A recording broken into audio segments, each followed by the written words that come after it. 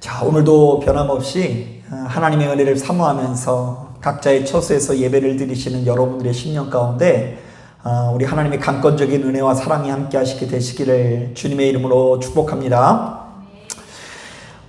우리가 알고 있는 것처럼 고린도 교회는 툭하면 분열과 분쟁에 휩싸이곤 했는데요. 특히 바울을 지지하는 무리들과 아볼로를 지지하는 무리들 사이에 크고 작은 다툼들이 지속적으로 발생했던 것 같습니다. 자, 그런데 바로 이런 분위기에서 바울은 고린도 교인들에게 굉장히 위대한 선언을 하고 있습니다. 자, 우리 다 같이 6절, 7절 말씀 같이 한번 읽어보겠습니다. 시작. 나는 심었고 아볼로는 물을 주었으되 오직 하나님께서 자라나게 하셨나니 그런즉 심는 이나 물 주는 이는 아무것도 아니로되 오직 자라게 하시는 이는 하나님 뿐이니라. 자, 우리는 이것을 어떻게 해석해야 될까요? 자, 우선 표면적으로는요, 다툼과 분열 가운데 빠져 있는 교인들을 중재하고 화해시키는 말이라고 할 수 있습니다. 자, 교회를 개척한 바울이나 그 교회를 양육하고 있는 이 아볼로 역시 두 사람 모두 사실은 아무것도 아니다. 자, 그러므로 너희는 쓸데없는 일에 사로잡혀서 시간 낭비하지 말고 오로지 하나님을 기쁘시게 하는 삶을 살라고 권면하는 것입니다. 자, 그러나 바로 이 말씀을요, 당시 교인들에게 나타난 이 분쟁을 중재하는 말씀으로 해석해서는 안 되는데요. 자, 바로 이것은 오늘날 이 시대를 살아가는 우리 모두에게 나아갈 길을 제시하는 말씀인 것입니다. 자, 특별히 하나님의 일을 감당하고 있는 사역자들에게는 너무나 중요한 가르침이라고 할 수 있어요. 자, 그래서 우리는 바로 이 말씀을 가까이 하면서 수시로 그 의미를 가슴에 새겨야 될 것 같은데요. 자, 우리 한번 따라해 볼까요? 심는 이나 물 주는 이는 아무것도 아니로되 오직 자라게 하시는 이는 하나님 뿐이니라. 자, 저는 목회를 하면서 본문에 나오는 바로 이 말씀을 크게 공감할 때가 많이 있는데요. 자, 왜냐하면 저는 한 사람의 목사로서 부르심을 받았으나 제 자신이 얼마나 별거 아닌 존재인지를 시간이 지날수록 가슴으로 깨닫고 있기 때문입니다. 저도 어느덧 이제 하나님께 부르심을 받고 이 신학교에 입학한 지 한 20년쯤 됐거든요. 자, 그런데 그 20년간 한 번도 교회 현장을 떠나본 적 없이 나름대로 성실하게 사역을 감당해 왔습니다. 자, 그런데 처음에는요, 사역을 하는 내내 제 자신이 굉장히 중요한 사람이라는 생각이 자주 드는 거예요. 특히 나름대로 어떤 대단한 성취가 이루어진다든지 놀라운 표적이 나타나게 되면 내가 없으면 꼭 이 교회가 망할 것 같다라는 생각이 들고요. 자, 나야말로 이 교회의 주인공처럼 느껴질 때가 많이 있었습니다. 제가 그 중에 하나 기억나는 것은요, 매주 목요일마다 교회에서 부르짖으면서 기도하길 원하는 성도님들이 한 3명에서 5명 모여가지고 제가 기타를 치고 찬양을 하면서 예배 모임이 하나 시작됐는데요. 거기에 사람이 1명, 2명 생기게 되다가 제가 나올 때에는 꽤 그것이 큰 모임이 됐습니다. 자, 그래가지고 우리 교회를 나오지 않는 사람들까지 갑자기 이 전도사가 인도하는 이 목요 중보 기도 모임에 이렇게 등장을 해서 은혜를 받고 뜨겁게 기도했던 기억이 나요. 자, 그래서요, 저는요, 제가 없으면 이 모임이 어떡하나, 내가 없으면 이 교회가 전반적으로 영이 흐려지면 어떡하나, 이런 걱정을 굉장히 많이 했어요. 왜요? 이 교회에서 가장 뜨거운 것이 누구기 때문에요? 나이기 때문에. 내가 이렇게 목소리 제일 크게 내면서 기도를 하고 내가 주변에 있는 많은 사람들보다 많이 기도하는 사람이니까 내가 없으면 이 교회가 망할 것 같다라는 생각을 가지고 있었다라는 것이죠. 하지만요, 그게 저의 순전한 착각이었더라고요. 여러분, 오히려 이 교회가 잊혀지는 것이 아니라 제가 잊혀지기 십상인데요. 내가 아니더라도 주님의 몸된 교회를 이끌어 가시는 이 주님의 손길을 수시로 경험하게 되었습니다. 자, 그래서 이제 사역지를 옮길 때마다 이것이 점점 분명해지더라고요. 아, 나는 금세 어딜 가나 잊혀지는 존재이고 오로지 주님의 몸된 교회만이 주인공 되신다라는 것이 제 안에서 분명해지는 것 같아요. 자, 뿐만 아닙니다. 사역을 하다 보면 크게 절망이 되는 순간도 있는데요. 자, 나름대로 최선을 다해서 말씀을 전하고 매 순간 열정을 다해서 예배를 드리는데도 불구하고 사람은 쉽사리 변하지 않는 것처럼 느껴질 때가 많이 있습니다. 수제자로 알고 있었던 한 청년이 갑자기 이 교회 예산을 이렇게 가지고 도망해서 잠적했다라는 소식을 들으니까 이 가슴이 저며오는 것 같고요. 자, 형제처럼 의지하던 교우 중에 한 사람이 또 다른 교우와 이 부적절한 관계에 빠지게 되었다라는 이야기를 들을 때도 큰 충격을 받곤 합니다. 자, 그리고 무엇보다 제가 지금까지 가장 가슴 아프게 생각하는 것 중에 하나는 뭐냐면요. 제가 그래도 20년 동안 어른들을 대상으로 목회하는 기억도 많았지만 초등학교, 중학교, 고등학생들과 함께 보내는 시간이 많았는데요. 자, 그 학생들의 대부분이 지금은 교회를 나오지 않는다라는 것을 보고 우리가 그때 나누었던 은혜가 참 허망하게 느껴질 때가 많이 있습니다. 초등학교 학생들 이렇게 같이 신앙생활 하면서 은혜 받았던 기억이 있고 중학교, 고등학교 청년들도 그때는 참 뜨거웠는데 왜 걔네들 지금까지 교회를 나오지 않는 걸까요? 이거 제가 분명히 뭔가 잘못 심은 것은 아닌가 하고 속상할 때가 많이 있어요. 분명히 그때 그 녀석이 펑펑 울면서 기도했는데 자, 그때 그 사람이 열광적으로 교회를 섬기면서 충성을 다했는데 어떻게 저럴 수 있을까? 자, 때로는 제 자신이 밑빠진 독에 물 붓는 것처럼 느껴질 때가 많이 있다라는 것입니다. 자, 그렇다 보니 저는 이 과정에서 제 자신이 얼마나 별거 아닌 존재인지를 수시로 깨닫게 됩니다. 자, 나는 이 교회의 주인공이 아니며 그저 주인 되시는 하나님의 종일 뿐이라는 것이 분명해지는 것 같습니다. 자, 그래서 이제는 저절로 이런 고백이 입술에서 나올 때가 많이 있어요. 심은 이나 물 주는 이는 아무것도 아니로되 오직 자라게 하시는 분은 누구시라고요? 하나님 뿐이라는 고백이 제 입술에서 저절로 나오고 있어요. 자, 이게 뭐예요? 사실은 저의 바람이 담겨져 있는 기도이기도 한데요. 하나님, 나는 할 수 없으니 오로지 하나님의 능력으로 다스리고 주관하셔서 하나님의 일을 친히 이루시라는 기도인 것입니다. 자, 그리고 바로 이런 기도를 할 때 도리어 내 자신에게 엄청난 자부심을 가지고 있을 때보다 하나님께서 더욱 강렬하게 역사해 주셔서 내가 할 수 없는 어떤 영역 가운데서도 나타내 주셔서 한 영혼이 친히 자라게 되고 친히 열매 맺게 되는 것을 수시로 경험하게 됩니다.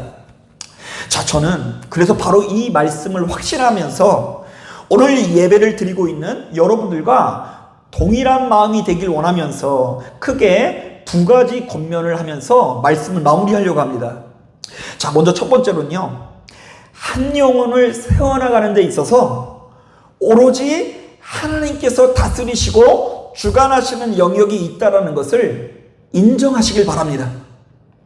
자, 우리 한번 따라해 볼까요? 한 영혼을 세우는 데 있어서 오로지 하나님께서 다스리시고 주관하시는 영역이 있다. 여러분, 바로 이것을 우리가 인정해야 됩니다. 여러분, 한 목사님의 가정에 갑자기 너무나 끔찍한 사고가 발생하게 됩니다. 어느 날 갑자기 이제 초등학교밖에 안 된 자녀가 교통사고를 당하게 돼서 그래서 아주 위급한 상태에서 수술을 받게 된 것입니다. 자, 담당 의사가 아주 장기간의 이 수술을 마치고 이 목사님에게 다가와서 이런 이야기를 하더래요. 이제 제가 할 수 있는 것은 다 했습니다. 이제 우리는 기도하면서 기다릴 수밖에 없습니다. 제가 보았을 때는 이 의사 선생님이 교회를 다니시는 분이 분명한데요. 그런데 이 목사님께서는 바로 이것이 그분이 교회를 나가서 하는 얘기인지 아닌지는 두 번째 문제고요. 마치 하나님께서 자신에게 해주시는 이야기처럼 들렸대요. 방금 전까지 자신의 아들의 생명이 전적으로 누구에게 달려 있었다라고 생각을 했을까요? 의사 선생님에게 달려 있었다라고 생각을 한 거죠. 자, 그래서 이제 병원 그 수술대에 들어가는 의사 선생님한테 사정을 하는 거죠. 선생님 잘 부탁합니다. 잘 부탁합니다. 의사 선생님께 잘 부탁한다고 하면서 고개를 숙이는 이유는 뭐예요? 그 의사 선생님이 내 자녀의 생사 여탈권을 가지고 있다고 생각했기 때문입니다. 자, 그런데 방금 전까지 이 아들의 생명이 의사에게 달렸다고 생각했었는데, 자, 그 의사의 이야기를 듣고 보니 아니라는 생각이 드는 거예요. 저 의사의 입을 통해서 결국 생명을 다스리고 주관하시는 영역이 바로 우리 하나님께 달려있다라는 생각이 들었대요. 자, 그래서 그때 목사인데 수술을 시작할 때보다 더 강렬한 마음으로 수술이 끝난 이후에 자신의 아들을 위해서 더욱더 열심히 기도했다라는 이야기를 들은 적이 있어요. 자, 그런데 우리들은요, 바로 이것을 수시로 기억해야 합니다. 너무나 미약한 우리들은 알 수 없으나 우리의 인생 가운데는 하나님께서 주관하시고 다스리는 영역이 있다. 이 땅에 있는 모든 것들이 나의 힘과 능력만으로는 다 성취할 수 없으며 우리 하나님의 도우심이 필요하다는 것을 인정하시길 바랍니다. 그러므로 우리는 매사에 열심히 쉴 때 결국 잘하게 하시는 분은 하나님이신 것을 떠올리면서 기억해야 되는 것입니다. 자, 그리고는 이 하나님을 의지해서 우리의 모든 것을 맡길 수 있어야 될 줄로 믿습니다.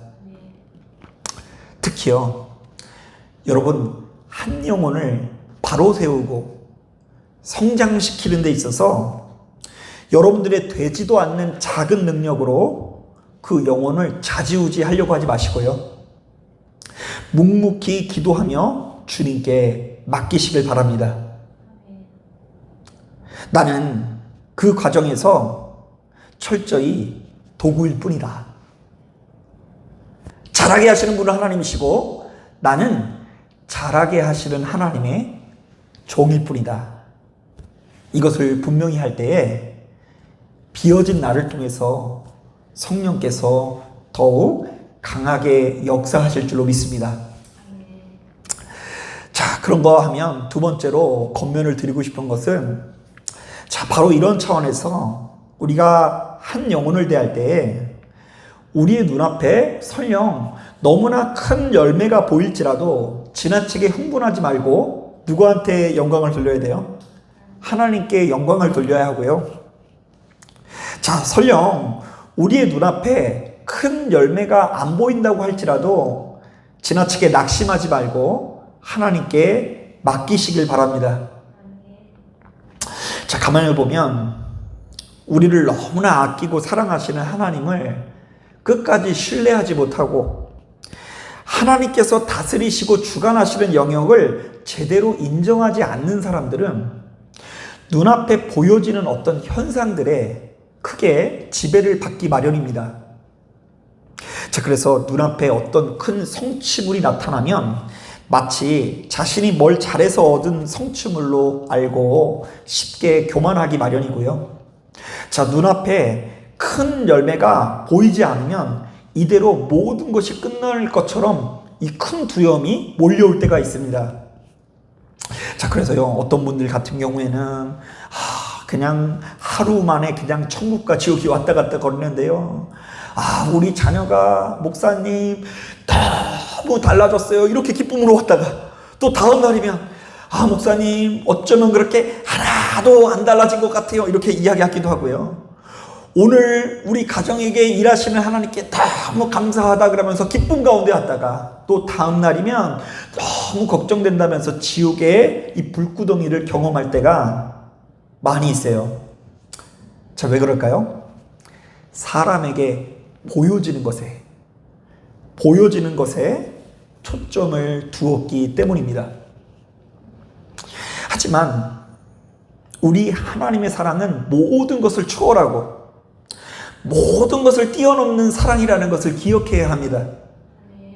그러므로 우리의 눈에는 보이지 않지만 만군의 여호와의 도우심이 나와 내 가정 가운데 이미 동반되고 있음을 우리는 수시로 의지해야 되는 것입니다. 저도 이런 점에서 최근에는 하나님께서 내게 수시로 은혜 받을 영혼을 친히 보내주신다라는 느낌이 들 때가 많이 있습니다. 이전에 누군가가 나와서 이 예배당에서 눈물을 흘리거나 큰 은혜를 받으면 이것이 순전히 나의 공로요 성취물처럼 느껴졌거든요. 내가 세상의 다른 목사들과 다르니까 이렇게 능력이 나가고 내가 남들보다 훨씬 더 대단한 사람이기 때문에 저들이 그렇게 은혜를 받았다라고 생각을 하곤 했습니다. 하지만 최근 들어 이런 생각이 완전히 좀 달라졌는데요. 자, 이렇게 연약하고 부족한 사람을 통해서 은혜가 나간다면 이 모든 것들이 순전히 하나님의 작품이라는 생각이 들었습니다. 자, 그래서 이제는 누군가 은혜 받도록 이 자리에 보내주신 하나님의 강권적인 사랑과 은혜를 의지하고 신뢰하면서 마음껏 축복해주며 기도해주려고 노력하고 있어요. 자, 이 영혼이 이 교회에 보내진 이유는 뭐라고요? 하나님께서 보내주셨기 때문이다. 하나님께서 나보다 이 사람을 더 사랑해 주셔서 오늘 정말로 강권적인 은혜를 부어주실 것이다.